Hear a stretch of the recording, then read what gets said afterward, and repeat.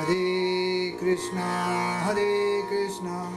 Krishna Krishna, Hare Hare, Hare Rama,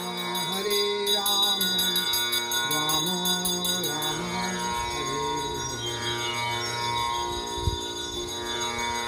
Hare Krishna, Purana Sindhu, Dinabandhu, Jagatpade, Gopisha, Gopi Kanta, Radha. You know, in chanting, every once in a while you want to review your japa, especially if you're busy in anything, either service or business service or anything. You want to listen, pay attention to what you're chanting. Right? There are many examples. My own example, I can cite one example of Vishnu Maharaj. There are many examples that when we're chanting, all of a sudden we start dropping part of the mantra. We don't realize it. We start chanting and it's not so clear. Or we might be saying it, but it's just kind of swallowed the last, any part, right? So one day in India, there was this devotee. He was staying in the ashram for a while. His name was Hanuman. And I listened to Hanuman chanting, and I'm like, Hanuman, you're not chanting properly. You know, you're missing the part of the Maha Mantra. He goes, well, that's the way Vishnu Maharaj does it. And another time worse than that was we're sitting down in a little preaching center in, where it was, somewhere in Florida, Tampa, somewhere anyway. And taking prasadam after the morning program, about 8 o'clock, 8:30. And the devotees put on this japa tape. And I'm like taking prasadam, I go, oh God, shut that off. That's terrible. Who's that? And they went, that's you, Maharaj, this morning. So they didn't know how to approach me about my job. It was just like, you know, it was just a jumble of, it sounded like a chainsaw running, you know. I go, oh God, shut that off. That's terrible. Who is that? They go, that's you, this morning. And I'm like, oh, I'm sorry. So I had to renovate my japa, pay attention, not just let your mind's go on about your service. That's okay. But then sometimes your tongue just goes all over and you're not chanting the mantra. It is a mantra with so many words and syllables, and one should chant them distinctly. You should hear what it is you're chanting. To do that, sometimes devotees will sit in front of a mantra card or something and almost like read Hare Krishna, Krishna Krishna, Hare Hare, Hare Ram, because it's a muscle and it gets trained, and if you let it go, it'll be all over the place. And so things like that. But then a newcomer comes like Hanuman, and he hears Vishnu Maharaj chanting, and he goes, oh, that's a good style, I like that. It's faster that way too, when you drop a few words at the end, you made it a minute faster or something like that.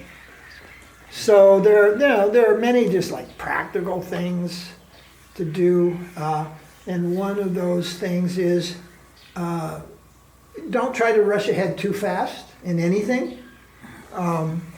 And questions are your saving grace. Don't just assume, ask questions.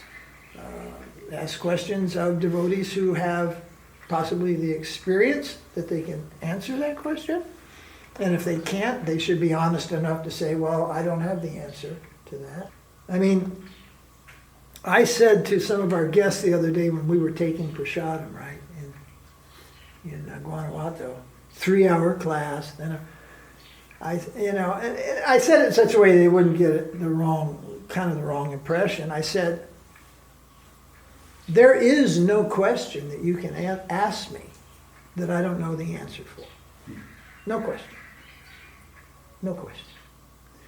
Because I said, there are questions that I cannot answer. But you're not advanced enough to even ask those questions. You don't even know where that realm is. You see? So I don't say there's nothing that I can't answer. There's just nothing that you can ask that I can't answer. That's why I'm the teacher and you're the student. you see. But I have my teachers too, and they're higher and higher and higher and higher roads. And at some point, even the Vedas says, I don't know, this is just way up there. Even rishis, even Narada Muni. So what mortal walking around this world with a utariya can say, I know absolutely everything? That's ridiculous. But I know everything that you need to know. And after 50 years of practice, you will have questions that you can't answer, but then you will be able to answer anybody else's question who's coming on the path. Understand what I'm saying? We're talking about the infinite. Krishna even amazes himself, what to speak of us.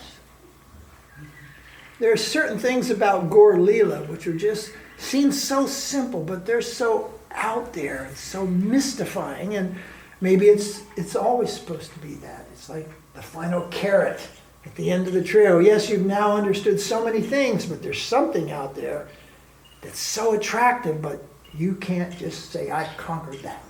I know that. No. And actually, Mahaprabhu Leela is much more mystifying than Krishna Leela, actually.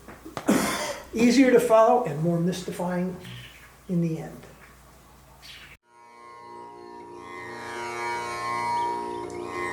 Hare Krishna,